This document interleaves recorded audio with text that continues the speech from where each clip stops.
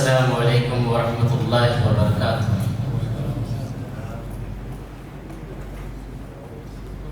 حامدا ومصلیا اما بعد فاعوذ باللہ من الشیطان الرجیم بسم اللہ الرحمن الرحیم۔ الہاکم التکاثر حتی زرتم المقابر۔ معزز علماء کرام اور عزیزان ملت، پردہ نشین خواتین اسلام،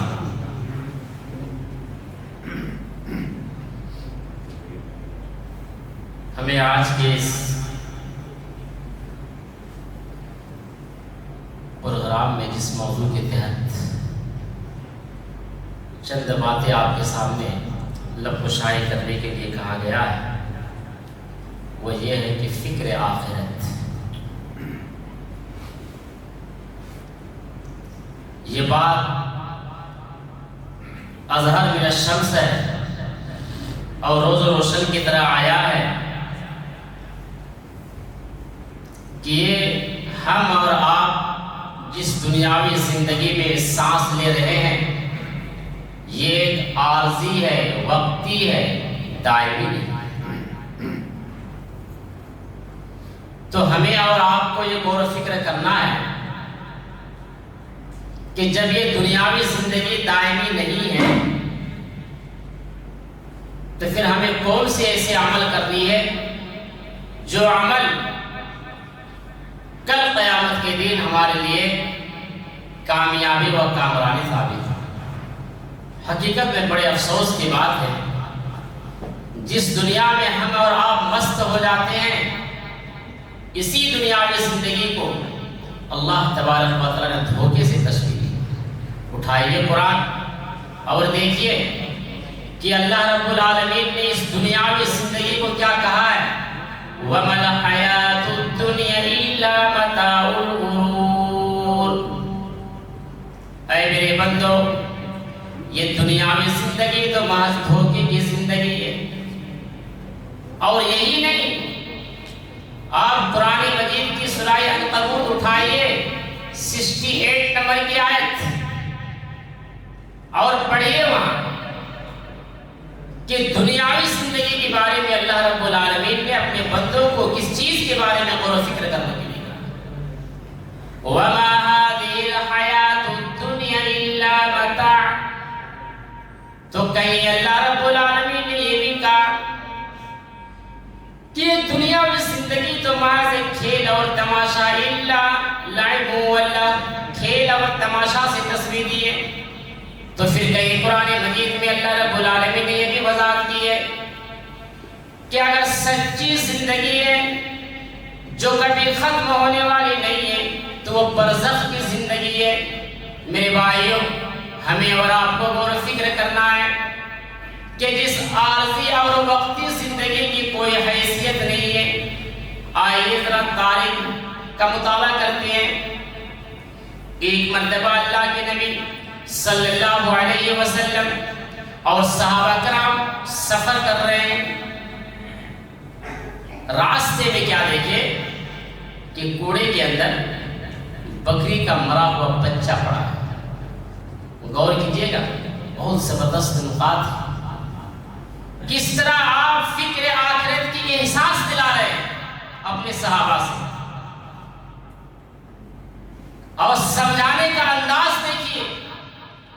اللہ کے نبی کہتے ہیں کہ اے میرے صحابہ، یہ جو بکری کا مرا ہوا بچہ ہے جو کوڑے میں پڑا ہوا ہے، اگر 1 درہم میں بیچ دیا جائے کیا خریدو گے اسے 1 درہم؟ غور کیجیے۔ صحابہ نے کیا کہا، اللہ کے رسول، یہ مرے ہوئے بکری کا بچہ ہے، اس کی تو کوئی قیمت ہی نہیں۔ تو پھر آپ نے کیسے ہمیں سمجھایا؟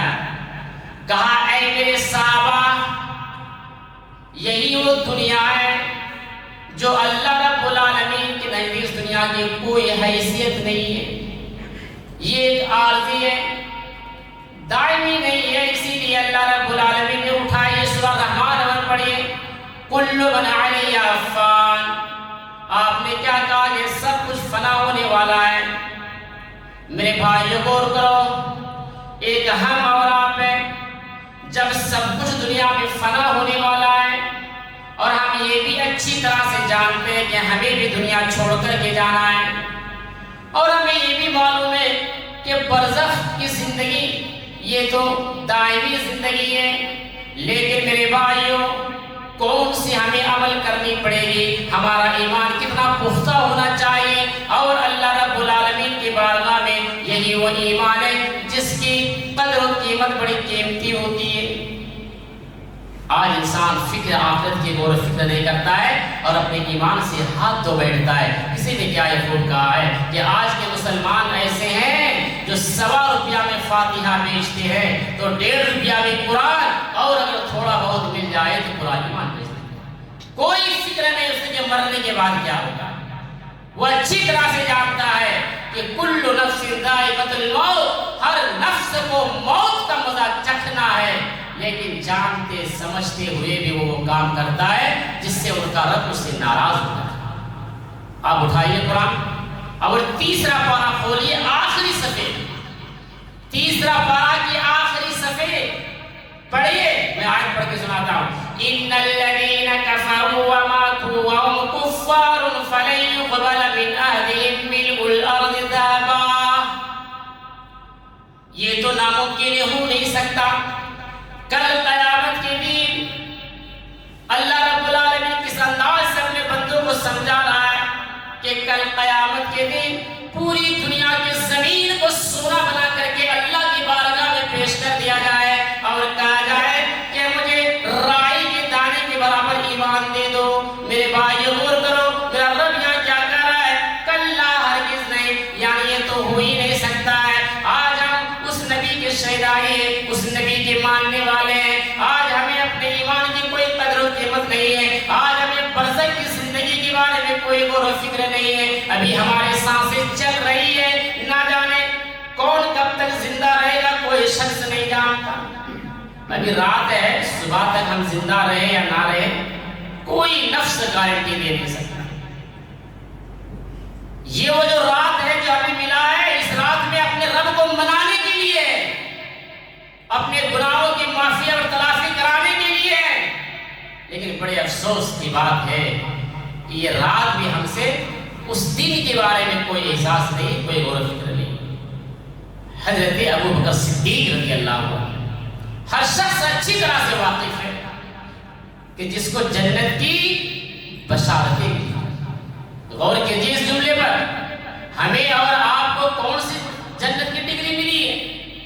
پیر سے لے کر کے سر تک گناہوں میں ڈوبے ہوئے ہوتے ہیں، تب بھی ہمارے دل میں اللہ کا خوف نہیں ہے، تب بھی ہمیں اس برزخ کی زندگی کے بارے میں کوئی احساس نہیں۔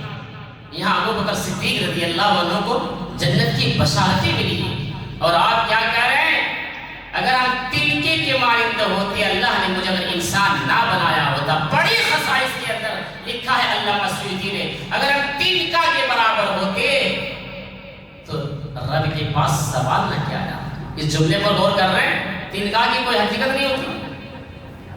عمر فاروق رضی اللہ عنہ کہتے ہیں کہ اگر جانور بنا دیا ہوتا تو کوئی ذبح کر کے کھانے تھے، لیکن رب کے پاس کیسے کھڑے ہوں گے، اپنے بارے میں کیسے حساب و کتاب دیں گے، غور و فکر کر رہے ہیں۔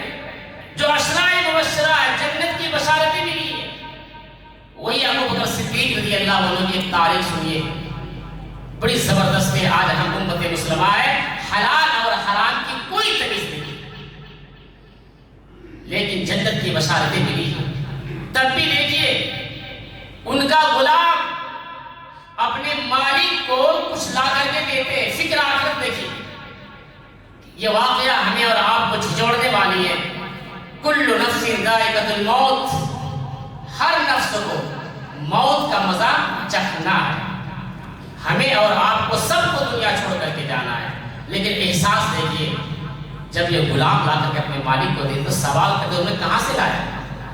کہا مالک ہم نے محنت سے لایا، پوچھتے سوال کرتے تو وہ کھالی. ایک دن اتفاقاً ایسا ہوا کہ یہی وہ غلام راستے میں کوئی جا رہے تھے تو نشانہ مار دیا کہ تمہاری بیوی کے پیٹ سے لڑکا پیدا ہو. حالانکہ یہ عالم الغیب ہے کہ جاننے کے پیٹ میں کیا نہیں ہے. تیر چلا دی اور اتفاقاً اس کے بیوی کی بدن سے لڑکا ہی پیدا ہوا. اس نے خوشی کے مارے ہدیہ لیا لا کر کے. وہ ہدیہ ابو بکر صدیق رضی اللہ عنہ کو لا کر کے دی. اس دن وہ سوال نہیں کیا کہ تم نے کہاں سے لایا. جب وہ لے کر کے آتے تھے تو اس کو سوال کرتے تھے, پوچھتے تھے. تو مالک بھی جانتا ہے کہ ہر دن تو میں ان سے پوچھتا ہوں, کچھ کچھ دیتے ہیں, تو چلو یہ اچھا ہی لایا ہوگا, کھا لی. وہ غلام نے کہا کہ مالک آج آپ نے ہمیں سوال کیوں نہیں کیا؟ کہا تم تو اچھے ہی لائے ہوگی, کوئی تمہارا غلط طریقہ تو وہی نہیں. کہا مالک آج یہ میں نے غلط کر لیا. کہا کیا ہوا؟ کہا راستے میں تو جا رہے تھے, ہم نے ایسے ہی کر دیا, تیر چلا دی کہ تمہارے بیوی کے بدن سے لڑکا پیدا ہوگا. وہ خوش ہو کے مجھے کھجور لا کر کے دی. کہا تو نے غلط کیا, تو جانتا ہے کہ پیٹ میں کیا ہے نہیں, تو اللہ بہتر جانتا ہے. سنو فکر آخرت دیکھو. کہا جلدی پانی لاؤ. پانی کو منگایا گیا, 3 انگلی اپنے حلق میں داخل کیے گئے اور کر کر کے الٹی کر دیے. وہ جب تک مطمئن نہیں ہوئے تب تک الٹی کر دیے. یہ ہے میرے بھائی فکر آخرت. جنت کی بشارتیں میری طرح ڈرنے کی کیا ضرورت ہے؟ ہم اور آپ آج کے مسلمان ہوتے تو سینہ تان کر کے چلتے ہیں, ارے جنت کی ڈگریاں ملی ہیں. سیکھیے ابو بکر صدیق سے. 3 انگلی حلق میں ڈال کر کے کئی کر دیے. جب تک وہ مطمئن نہیں ہونے کہ جتنا کھجور کھایا تھا وہ الٹی ہو جائے, تب تک وہ الٹی کرتا چلا گیا. اسی لیے میرے بھائیو, اللہ رب العالمین نے قرآن میں پڑھیے زبردست نقاط بیان کیا. یا ایھا الذین آمنوا اتقوا اللہ ولتنظر نفس ما قدمت لغد. اپنے امت مسلمہ سے مخاطب ہے کہ اے میرے بندو, تم نے آئندہ کل جو آنے والی اس کے لیے کیا تیاری کر کے رکھی ہے؟ یہی وہ دنیاوی زندگی ہے. اگر ہم یہاں نیک عمل کریں گے, اچھے اخلاق سے زندگی گزاریں گے, یہی ہمارا عمل جانے والا ہے. کسی نے کیا یہ خوب کہا ہے کہ دنیا کے اندر انسان جو بڑے بڑے بنگلے, بلڈنگیں, عمارتیں یہ دے رہا ہے, ان کے لیے نعمت ہے. چلیے ان کی خوش نصیبی اللہ نے انہیں مہیا کیا. لیکن سنیے, اگر ان ساری چیزوں کے ساتھ اگر وہ اچھے اخلاق ہے, تقوی شعار ہے, اللہ والا ہے, تو پھر سونے میں سہاگا ہے. اسی نے کیا یہ خوب کہا ہے کہ کیا کیا دنیا سے صاحب اموال گئے, کیا کیا دنیا سے صاحب اموال گئے, دولت نہ گئی ساتھ نہ اطفال گئے, پہنچے لحد تک تو آئے سب لوگ, ہمراہ اگر گئے تو اعمال گئے. ساتھ نیک عمل ہی لے جانے والا ہے. آج اس آیت کی تفسیر کرتے ہیں, وقت کی قلت ہے. الہاکم التکاثر حتی زرتم المقابر. میرے بھائی غور کرو, یہاں اللہ رب العالمین نے کیا وضاحت کی ہے؟ کیوں تم اس دین کے بارے میں غور و فکر نہیں کرتے؟ میرے بھائی غور کرو. الہاکم التکاثر, کیا ہو گیا ہے تمہیں؟ حتی زرتم المقابر, یہاں تک کہ جب تمہیں قبرے میں پہنچا دی جائے گی. غور کرو اس منظر کو. ابھی آپ تندرست ہے, صحیح سلامت ہے, اللہ نہ کرے کسی کے ساتھ ایسا حادثہ ہو جائے. میرے بھائیوں, آج ہم جو مہنگی کپڑے پہنتے ہیں, اچھے صابن سے غسل کرتے ہیں, ایک وقت ایسا آ جائے گا کہ آپ کی روح نکل جائے گی, موت کی گھاٹ آپ کو اتار دیا جائے گا. اور آپ جو مہنگی گاڑی میں سواری کیا کرتے تھے, اور جو اچھے لباس پہنا کیا کرتے تھے, اور اچھے صابن اپنے بدن میں لگایا کرتے تھے, اور جو آپ آدھا گھنٹہ پون گھنٹہ تک باتھ روم میں غسل کیا کرتے تھے, جیسے ہی آپ کی روح نکل گئی, آپ ایک دوسرے کے محتاج ہو گئے. آپ کو غسل دینے والا کوئی اور ہے, کپڑا پہنانے والا کوئی اور ہے, اور آپ کو آپ کی قبر تک پہنچانے والا کوئی اور ہے. 4 آدمی کے کندھوں پہ سوار کر کے آپ کو قبرستان لے جایا جا رہا ہے. آپ اتنے محتاج ہو گئے کہ آپ کو وہاں کھڑا کر دیا جاتا ہے. اگر آپ نے نیک عمل کیے, اچھے اخلاق اپنی زندگی کو گزارا ہے تو میرے بھائی آپ کے لیے خوش نصیبی ہے۔ اگر آپ کا عمل اگر درست نہیں ہے، آپ کا اخلاق اگر صحیح نہیں ہے، آپ نے اگر اس برزخ کی زندگی کے بارے میں غور و فکر نہیں کیا ہے تو میرے بھائی غور کر لو، وہ دنیاوی زندگی ہی آپ کو دھوکے میں ڈال رہی ہے۔ اسی لیے ہمیں اور آپ کو آنکھیں کھولنے کی ضرورت ہے۔ یہ دنیا حقیقت میں دھوکا ہے، کامیابی تو وہاں کی زندگی میں ہے برزخ کی۔ اللہ نے کیا وضاحت کی قرآن مجید میں کہ فمن زحزح عن النار وادخل الجنة فقد فاز وما الحیاة الدنیا الا متاع الغرور۔ اس آیت کی تفسیر پڑھی، حقیقت میں جسے برزخ کی زندگی میں جہنم سے بچا لیا جائے اور جسے جنت میں داخل کر دیا جائے فقد فاز، وہی اس دنیا کی اس اخروی زندگی میں کامیاب ہے۔ حقیقت میں اگر ہمیں اور آپ کو وہاں کی زندگی میں کامیابی چاہیے تو اس زندگی کے بارے میں غور و فکر کریں۔ زرقان ایک نامی شخص تھا، کیسے اپنے آخرت کے بارے میں غور و فکر کرتے ہیں کہ خراسان کا وہ آدمی ہے، اس کے گھر کے سامنے میں قبرستان ہے، رات کے 12 یا 1 بجے اس کو نیند نہیں آتی ہے، بے چین ہو جاتا ہے وہ شخص اور قبرستان چلا جاتا ہے۔ دیکھیے فکر آخرت دیکھیے، ہم اور آپ بھی جاتے ہیں قبرستان، کب جاتے ہیں؟ جب ہمارے یہاں کوئی انتقال ہوتا ہے تو اس کو دفن کرنے کے لیے جاتے ہیں۔ کبھی کبھی جائیے قبرستان اور کیجیے مشاہدہ، خراسان کا وہ شخص رات کے انتہائی حصے میں قبرستان پہنچ جاتا ہے۔ کس لیے جاتا ہے؟ مشاہدہ کر رہا ہے، پھٹی ہوئی قبروں کو دیکھ رہا ہے اور اپنے لو آخرت سے لگا رہا ہے، دل تھرا رہا ہے دیکھ کر کے کہ ایک دن ہمیں بھی یہ جگہ آنا ہے، یہی ہمارا اصل گھر ہے۔ میرے بھائیوں، اگر ہمارا اعمال اگر درست کرنا ہے، اگر ہمیں تقوی شعار بننا ہے تو جائیے ان قبرستان کے اندر اور جا کر کے وہاں مشاہدہ کیجیے، ان قبروں کو دیکھیے، آپ کو اپنا آخرت یاد آ جائے۔ لیکن بڑے افسوس کی بات ہے، اگر ہم جاتے ہیں کسی کے انتقال میں بھی قبرستان تو وہاں بھی خاموش بیٹھے ہوئے نہیں ہوتے ہیں، 2 3 4 آدمی گروہ بنا کر کے بیٹھ جاتا ہے، وہاں پر بھی دنیا کی باتیں، سیاست کی باتیں اس قبرستان کے اندر بھی ہوتی ہیں۔ اس لیے کسی نے کہا تھا یہ عبرت کی جا ہے، تماشا نہیں ہے میرے بھائیوں۔ وہاں غور و فکر کرنے کی جگہ ہے قبرستان، وہاں بات چیت کرنے کی جگہ نہیں ہے۔ حقیقت میں ہم اور آپ بہت سارے باتیں سنتے ہیں قرآن و حدیث کی۔ آج میں آپ کو احساس دلاؤں، ایک جملے نوٹ کیجیے اچھی طرح سے۔ قرآن حدیث کی بہت باتیں سن رہے ہیں لیکن ہمارے دل پہ اثر کیوں نہیں کر رہا ہے؟ ہمیں فکر آخرت پر آمادہ کیوں نہیں ہوگا؟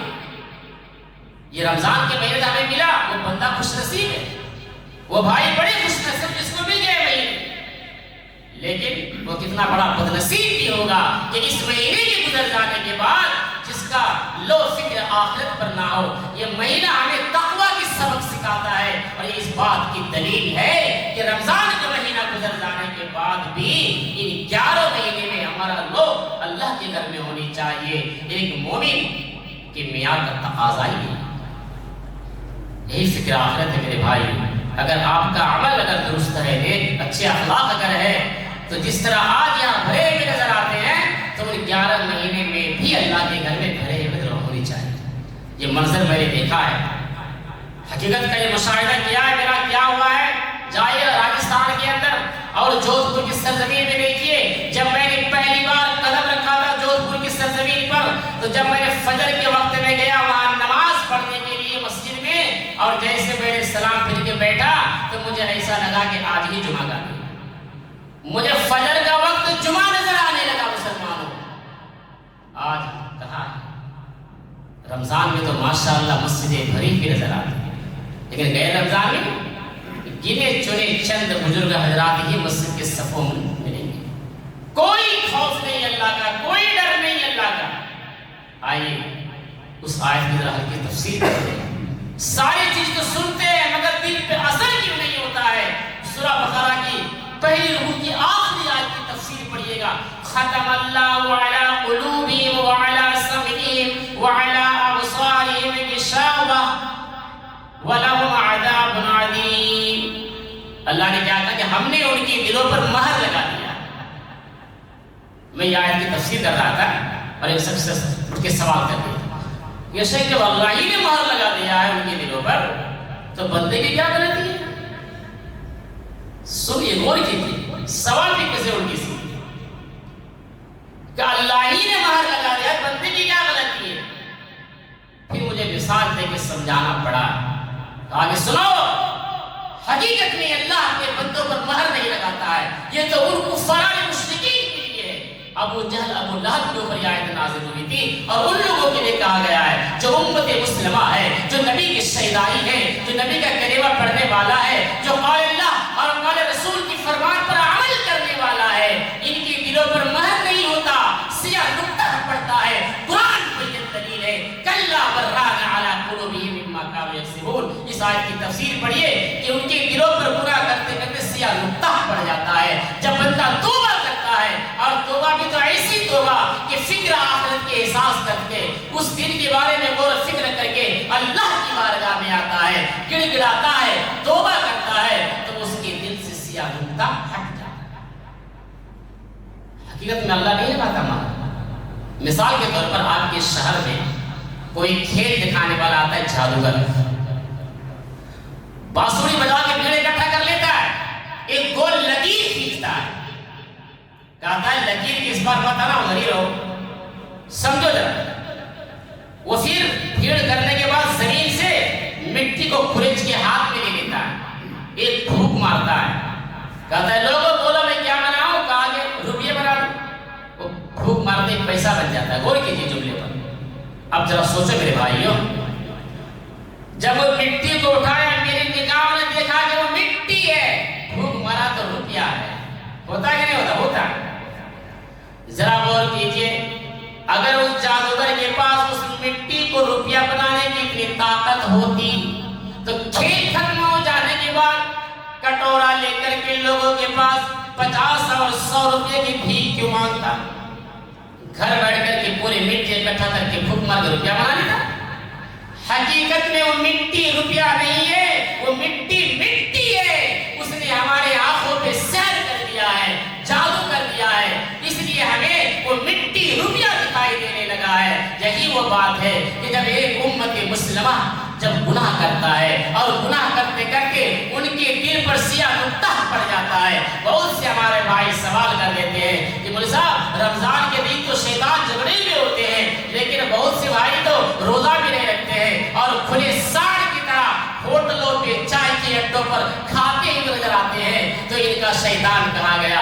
میرے بھائیوں، حقیقت میں جو میرا نبی کا فرمان ہے وہ بالکل برحق ہے۔ ایک انسان کی باتیں جھوٹی ہو سکتی ہے، ہماری زبان کٹ کے گر سکتی ہے، مگر میرے نبی کا فرمان کبھی جھوٹا نہیں ہو سکتا ہے، کیونکہ شیطان جکڑ دیا جاتا ہے، وہ اس انسان کی عادت ہے، اس کی لت لگی ہوئی ہے، وہ 11 مہینہ کھاتا پیتا چلتا آ رہا ہے، اسی لیے رمضان کے مہینے کو پانے کے بعد بھی اسے کھانے پینے کی عادت لگی ہوئی ہے۔ شیطان تو اپنی جگہ پر ہے۔ اسی لیے میرے بھائیوں، جب انسان اس مہینے کے اندر بھی گناہ کرتا ہے تو اس نے توبہ کر کے اللہ کی بارگاہ میں اپنے گناہوں کی معافی اور تلافی نہیں کرائی ہے، اسی لیے اس کے دل کے اندر سیاہ نقطہ پڑا۔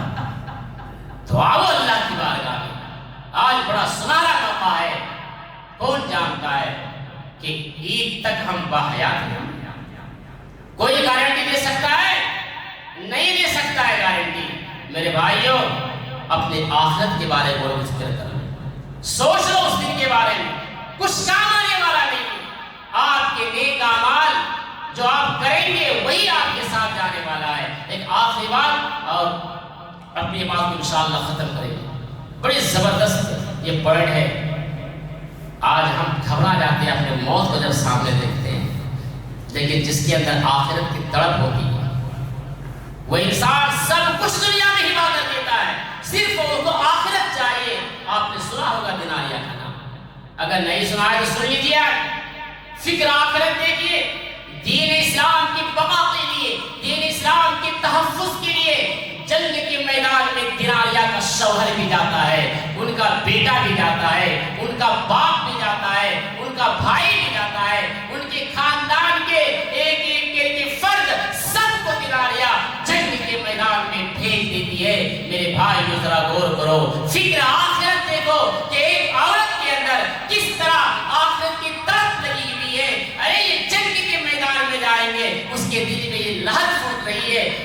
शहीद भी हो जाए तो इनकी तो जन्नत ही जन्नत है।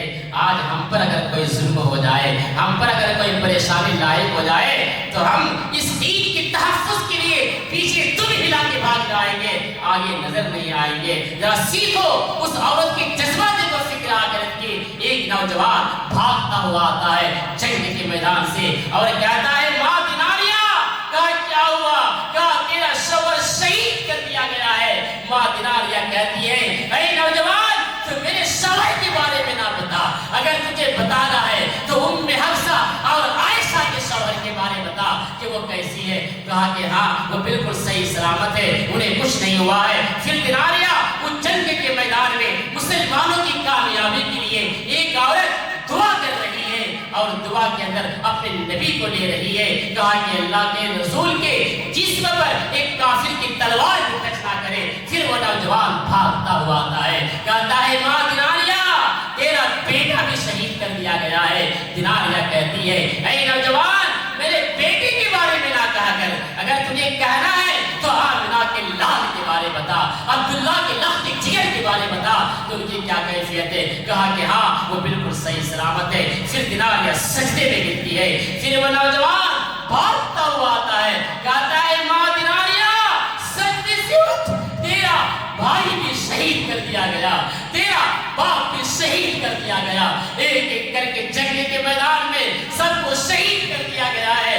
माँ दिनारिया कहती है बौखला करके ऐ नौजवान, मेरे भाई के बारे ना बता, मेरे बेटे के बारे ना बता, मेरे शौहर के बारे ना बता, आमिना के लाल के बारे बता, फातिमा के अब्बू के बारे बता, हसन और हुसैन के नाना के बारे बता, अब्दुल्ला के लफ्ज़ जिगर के बारे बता कि उनकी क्या कैफियत है। वो कहता है कि हाँ वो बिल्कुल सही सलामत है। दिनारिया कहती है मुझे सुकून नहीं मिल रही है, मुझे नबी के चेहरे का दीदार करना है। फिर उन्हें जंग के मैदान तक पहुंचाया जाता है और नबी के खीमे उस पर्दे को हटाया जाता है। नौजवानों सुनो कि फिक्र आखिरत की एक औरत के अंदर कैसी तड़प होती है, किस तरह की कुर्बानियां हो लेती है इस जिंदगी में। आज के दौर में अगर गौर किया जाए तो एक औरत का अगर शौहर इंतकाल कर जाता है तो औरत सोचती है चलो मेरा बेटा है, ये मेरी जिंदगी का सहारा बनेगा। अगर बेटा भी चला जाए चलो मेरा अब्बू के घराने हैं, मेरे भाई वगैरह है, मगर कुर्बान का उस दिनारिया के जज्बा को देख करके उनका शौहर भी गुजर गया, बेटा भी चला गया, भाई भी चला गया, बाप भी चले गए, लेकिन उसके पेशानी में शिकन तक नहीं आया, पसीना तक नहीं छूटा है दिनारिया की।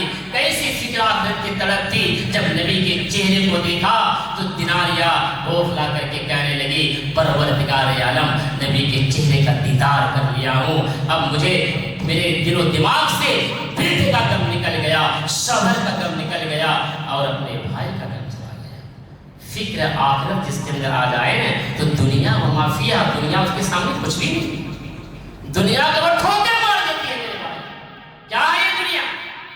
दूर से हमें बड़ी रंगीन नजर आती है, जाइए समंदर तो होंगे आपके इधर बड़े बड़े, बम्बई में जाइए और देखिए कभी समंदर के किनारे जाकर के बम्बई जितने दूर वहां से खड़े होंगे आपको पानी पानी नजर आएगा। जब आप उसके करीब तक चले जाएंगे ना तो पानी नहीं आपको रेत नजर आएगा। यही वो दुनिया है मेरे भाई। दूर से हमें बड़े रंगीन नजर आती है, बहुत अच्छा लगता है दुनिया। जब हम इसके करीब तक घुस जाते हैं ना तो दुनिया हकीकत में कुछ नहीं है अल्लाह की नजर में। अल्लाह रब्बुल आलमीन इसकी मिसाल जो पेश की है और अल्लाह के नबी ने वजाहत की हदीस के अंदर कहा कि समंदर के अंदर अपने उंगली को डुबाओ और तुम्हारे उंगली को डालते हो जो पानी के कतरे तुम्हारे हाथों से टकराते हैं, दुनिया के कुछ भी नहीं। इसलिए मेरे भाइयों बड़े मुअज़्ज़ज़ाना अंदाज में गुजारिश करता हूँ आप अपने दिलो दिमाग पे दुनिया की मोहब्बत को ठोकर मारें। आज हमारे मुसलमान बहुत से ऐसे भाई हैं जो हलाल और हराम की तमीज नहीं करते हैं और अपने उखरवी जिंदगी के बारे में गौर व फिक्र नहीं करते हैं। मेरे भाइयों हकीकत में आप अपने